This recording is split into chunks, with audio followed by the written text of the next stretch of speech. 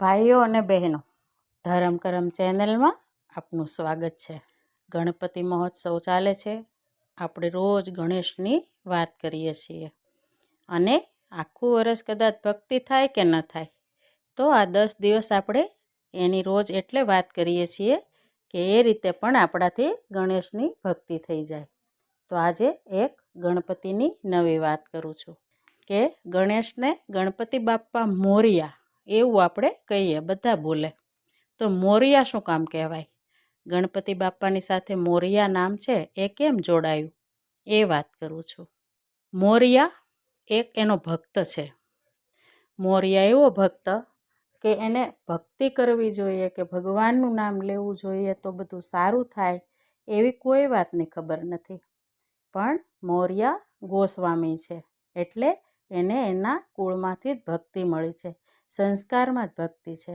પણ એ નાની નાની વાતમાં ગણપતિના નામ સાથે જોડાયેલું રાખે. કોઈ છે એના ઘરે ઉંદર મરી ગયો હોય અને ફેંકી જાય ને તો એ ખાડો ખોદે અને એને દફનવિધિ કરે અને કહે આ તો ગણેશનું વાહન છે. કોઈ સાપ મરેલો ફેંકી જાય તો એને પણ એવી રીતે દફન કરે અને એ કહે આ પણ ગણપતિ બાપ્પાનો છે. એમ બધી વસ્તુમાં એને એવું લાગે કે બધું ગણેશનું છે.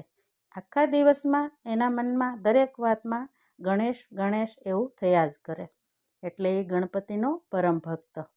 એને એ નથી ખબર કે મને ગણપતિની ભક્તિ કરવાથી આ લાભ મળે, આ મને મળશે, ભગવાન મને વરદાન આપશે, એવું કાંઈ જ નહીં. નિસ્વાર્થ ભાવે બસ એ ગણપતિના નામ સાથે જોડાયેલો રહે. આવી રીતે સમય જતો જાય છે. ઘણો બધો મોટો થયો ત્યારે એક વખત એક છોકરાઓનું ટોળું છે. એ કહે છે મોરિયા. તો મોરિયા કહે છે હા બોલો ને.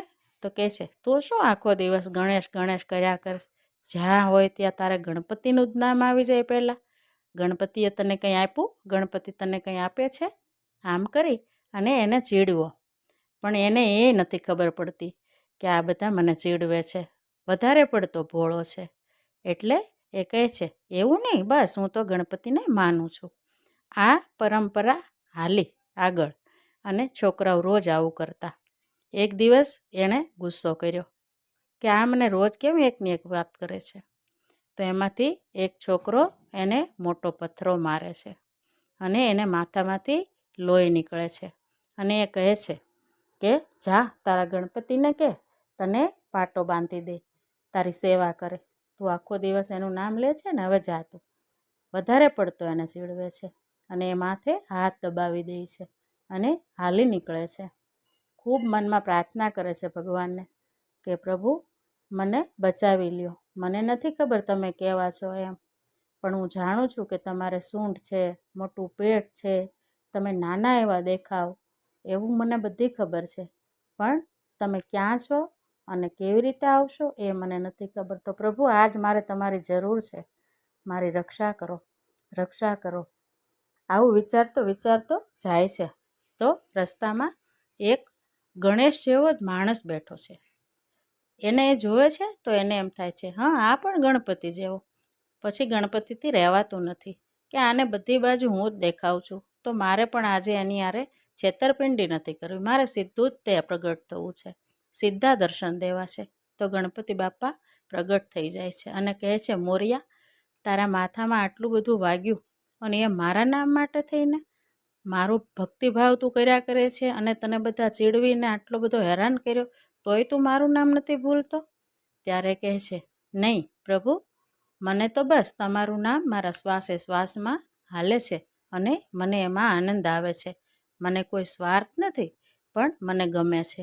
ગણપતિ બાપ્પા ખૂબ એને સારી રીતે રાખે છે, એના મિત્રની જેમ એને સાચવે છે અને પાટાપિંડી કરી દે છે. જેવું એને ઓલા છોકરાઓએ કીધું છે એવી રીતે પ્રભુ એની સેવા કરે છે અને એને સાચવી લે છે.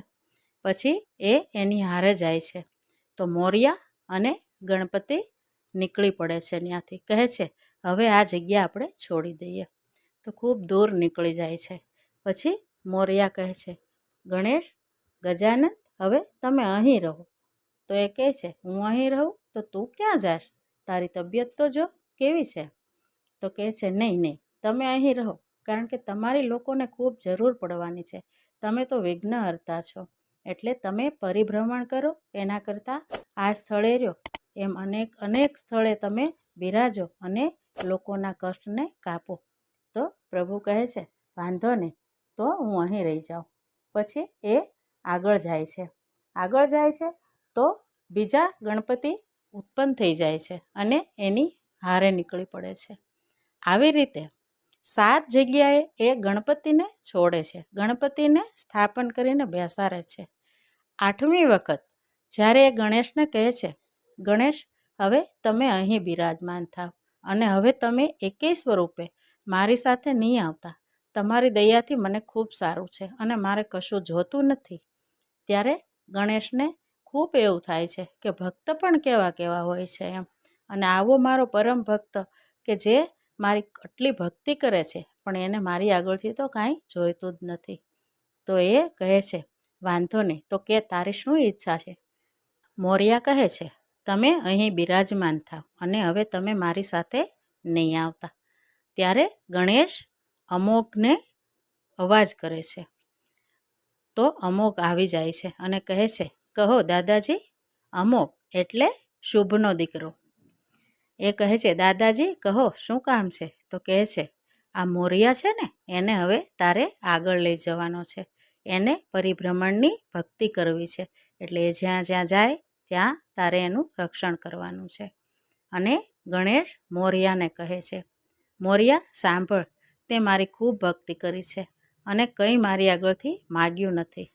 તો હું અહીં રહી જાઉં છું, પણ તે 8 જગ્યાએ મને બિરાજમાન કર્યો છે, એટલે અષ્ટવિનાયક તરીકે હું પ્રસિદ્ધ થઈશ અને મારી સાથે ગણપતિ બાપ્પા મોરિયા એમ બોલાશે.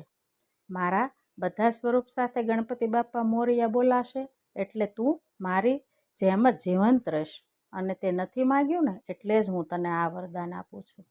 આવી રીતે મોરિયા છે એ ગણપતિ બાપ્પાના નામ સાથે જોડાઈ જાય છે. અને હજી સુધી આપણે બધા જ ગણપતિ બાપ્પા મોરિયા એમ બોલીએ છીએ. એટલે મોરિયા ગોસ્વામી છે એ ગણપતિ બાપ્પાનો પરમ ભક્ત હતો અને એણે અષ્ટવિનાયકની સ્થાપના કરી છે, જે મહારાષ્ટ્રમાં છે. અને મહારાષ્ટ્રવાસીઓ છે એ બધા જ આ કથાને જાણતા હશે. અને હું આ કથાને જેટલી જાણતી હતી એટલી મેં રજૂ કરી છે, જે તમને પણ ગમશે. અને હા, મારી ધરમ કરમ ચેનલને લાઈક, શેર અને સબસ્ક્રાઈબ જરૂર કરજો. તો લ્યો બહેનો અને ભાઈઓ, ગણપતિ મહોત્સવના ગણપતિ બાપ્પા મોરિયા.